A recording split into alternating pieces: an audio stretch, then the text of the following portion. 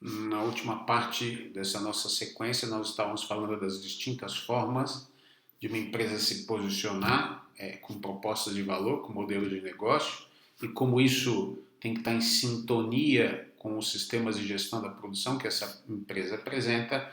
E agora nós vamos ver algumas tendências mais específicas de empreendimentos de construção civil, particularmente no mercado imobiliário. E por que a gente está ressaltando o mercado imobiliário? Pelo que a gente já viu antes, que ele é de longe hoje, e a tendência é que isso continue por alguns anos, é a principal atividade dentro da indústria da construção civil. Então existe aí todo um cenário se consolidando de oportunidades de inovação e de empreendedorismo, e eu destacaria aqui pelo menos quatro grandes elementos, né? A garantia do desempenho, e aqui entra em jogo, no caso de habitações, a norma de desempenho, a norma 15575, mas a gente pode falar de uma maneira mais ampla, falando de garantia do desempenho de edificações de uma maneira geral, com uma tendência de mercado. Um segundo aspecto da ecoeficiência, e aí a gente tem como referência, por exemplo, esses modelos de certificação ambiental das edificações, como LEED, Aqua e outros. O gerenciamento da operação, que a gente chama de Facilities Management, otimizar o uso e operação das edificações e a adaptação ou customização das edificações. E aqui entram aspectos como Build to Suit, a utilização da internet das coisas, otimização de ativos de que uma empresa tenha, de gestão da ocupação e assim por diante. São aspectos que a gente pode comentar brevemente. Talvez o mais importante deles, pelo menos nesse momento, e pensando no mercado imobiliário, digo mais importante porque é o que está mais impactando no mercado, provavelmente é o que está mais impactando no mercado nesse momento, é toda a questão da garantia do desempenho. Né? A norma de desempenho é uma norma que foi publicada em 2013, ela está em processo de revisão nesse momento. Há indicações de que agora, proximamente, vai sair para consulta pública uma parte da revisão dessa norma, que é a parte de desempenho térmico. Há uma expectativa de que a nova versão, a revisão da norma saia aí no primeiro semestre do ano que vem, mas de qualquer forma a norma de desempenho traz uma série de aspectos importantes para a gente aí e que estão impactando na forma como a gente faz a gestão da produção, incluindo aqui gerenciamento de projetos, concepção do produto e o desenvolvimento propriamente dito das obras da construção civil. O conceito que está por trás aí da gestão do desempenho é um conceito que já é relativamente antigo.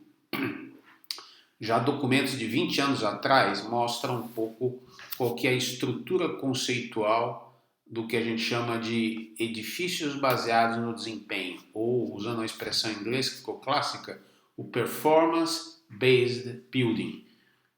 No fundo, essa figura faz uma representação esquemática disso, é uma figura que foi bastante difundida num documento do CIB, é um organismo internacional de inovação na área da construção civil, e a figura mostra o seguinte: se você faz um corte horizontal, acima você está vendo demandas macro, ou seja, demandas da sociedade, das comunidades,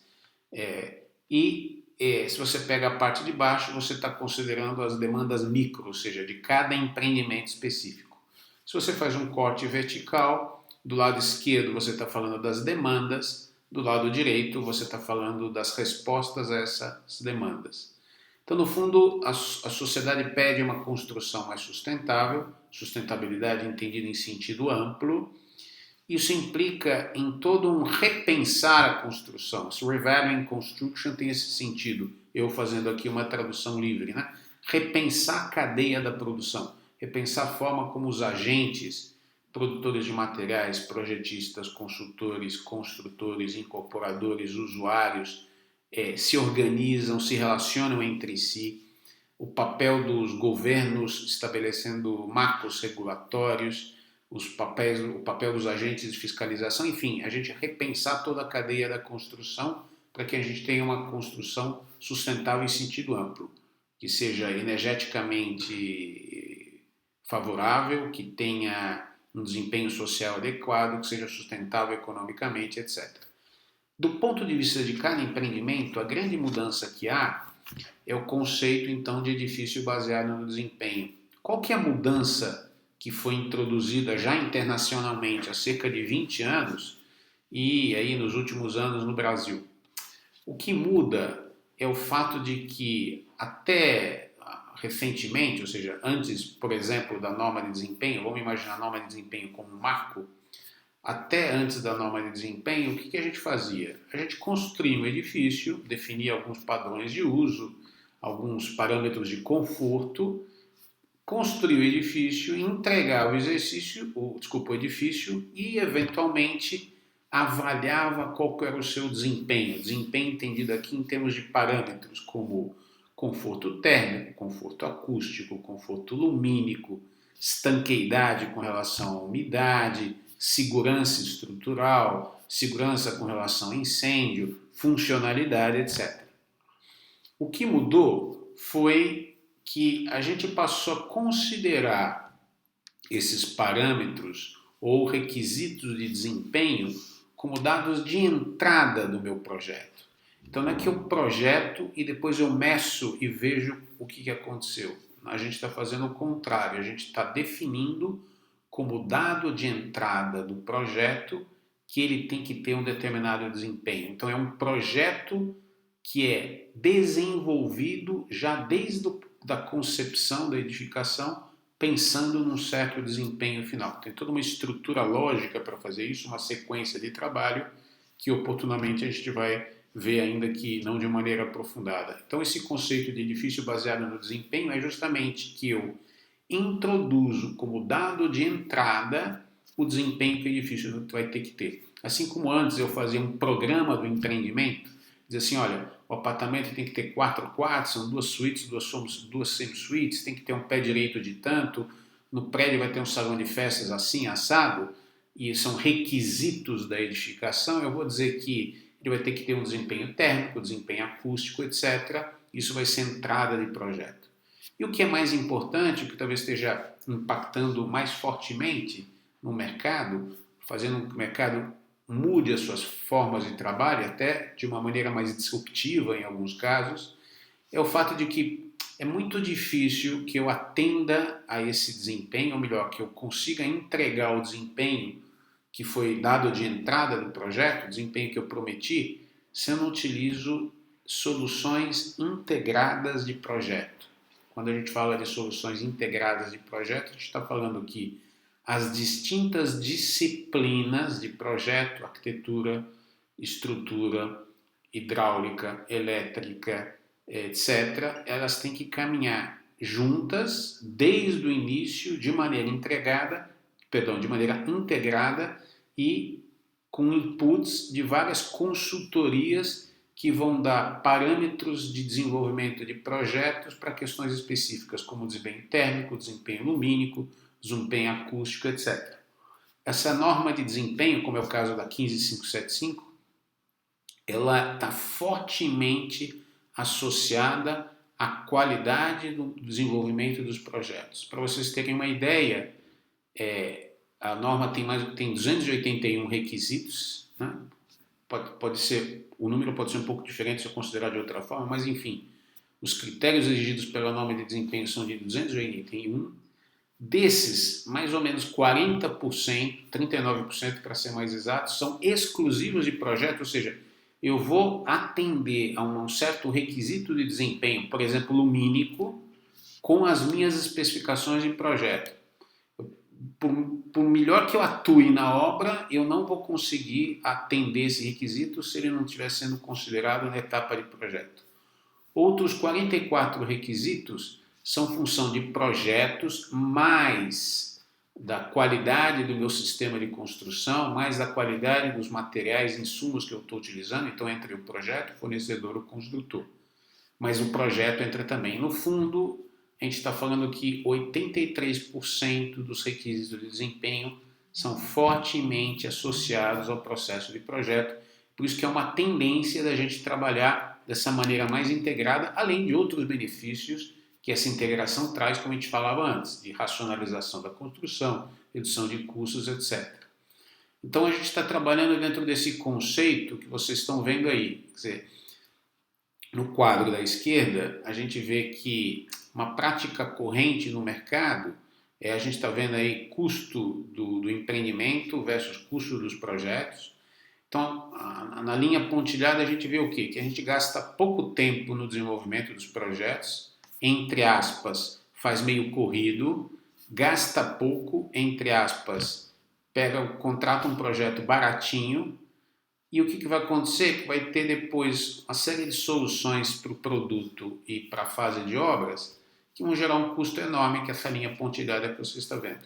De outra forma, isso independentemente inclusive do desempenho, né?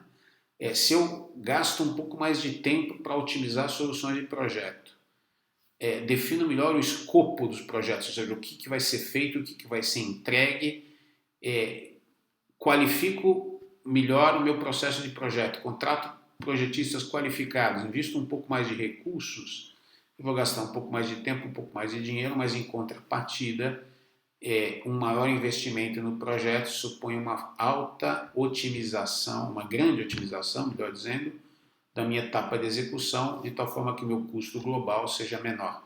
É o que você ilustra na segunda parte aí, na segunda figura. Uma das curvas, né, a curva crescente, mostra qual que é o custo acumulado ao longo do ciclo do desenvolvimento de um projeto. Estudo de viabilidade, concepção, projeto, construção. E no eixo das ordenadas, qual que é a possibilidade que eu tenho de aumentar a qualidade do meu produto ou, se você quiser, a lógica é a mesma, garantir o desempenho. Então, o que você observa? Que nessa região, vamos dizer assim, na parte esquerda, no momento em que eu tenho estudo de viabilidade e concepção, ou seja, antes de propriamente eu começar a projetar, estou fazendo meus estudos preliminares, as minhas simulações, meus estudos de massa, um estudo conceitual do projeto, é aí que eu vou gastar muito pouco, né? A gente está na prancheta, entre aspas, né? No CAD, o investimento aí representa menos de 1% do custo total do empreendimento, e, no entanto, é o momento que eu tenho a maior capacidade de influir para garantir qualidade e desempenho.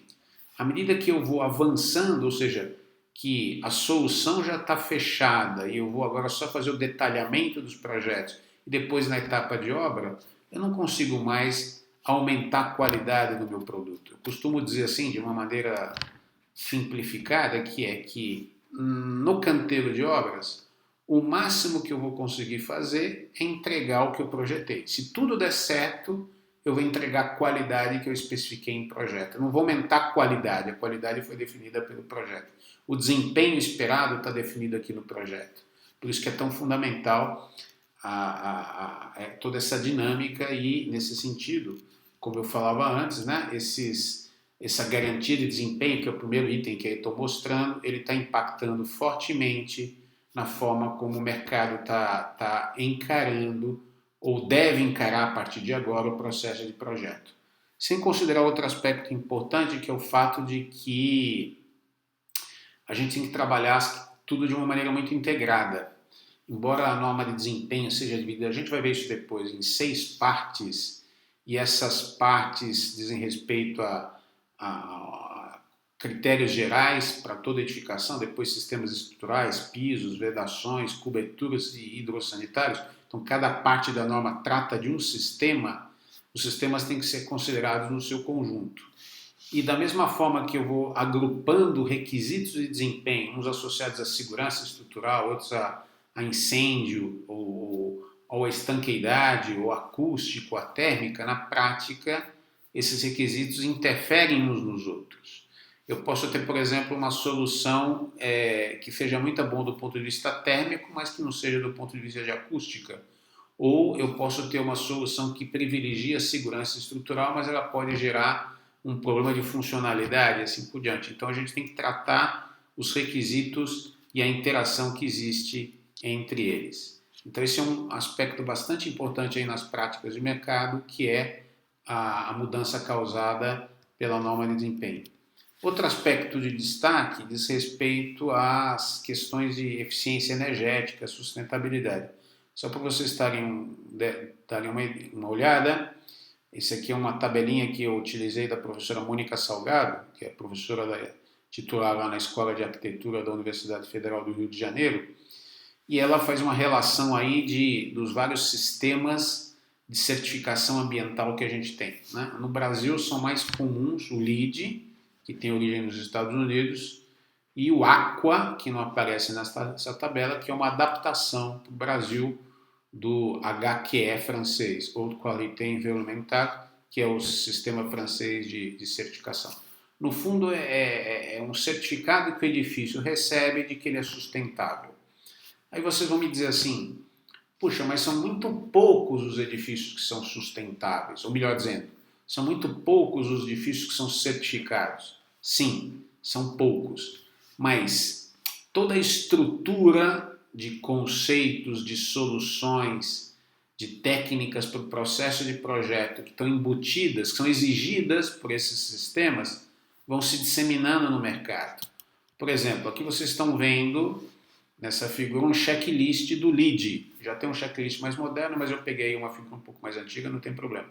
Então tem uma série de requisitos de eficiência com relação ao uso de água, de energia, de qualidade interna de ar, de redução de desperdícios no canteiro de obras, de qualidade interna do ambiente, da próprio processo de projeto da edificação, que são exigências que essa certificação faz. Então o que acontece? Embora muitos edifícios não se interessem pela essa certificação, esses modelos de certificação e as exigências que elas têm passam a se disseminar no mercado, ser benchmark no mercado, o que faz com que os conceitos de sustentabilidade cada vez mais vão se difundindo, ainda mais com a utilização mais recente aí do BIM, né, que vai supor toda uma revolução na indústria da construção, mas que a gente não vai abordar agora especificamente, porque é todo mundo, né? Mas é evidente que o BIM veio para ficar e é uma excelente plataforma de colaboração, dessa integração a qual a gente se referia antes e que vai ajudar muito, quer seja em sustentabilidade, quer seja em desempenho.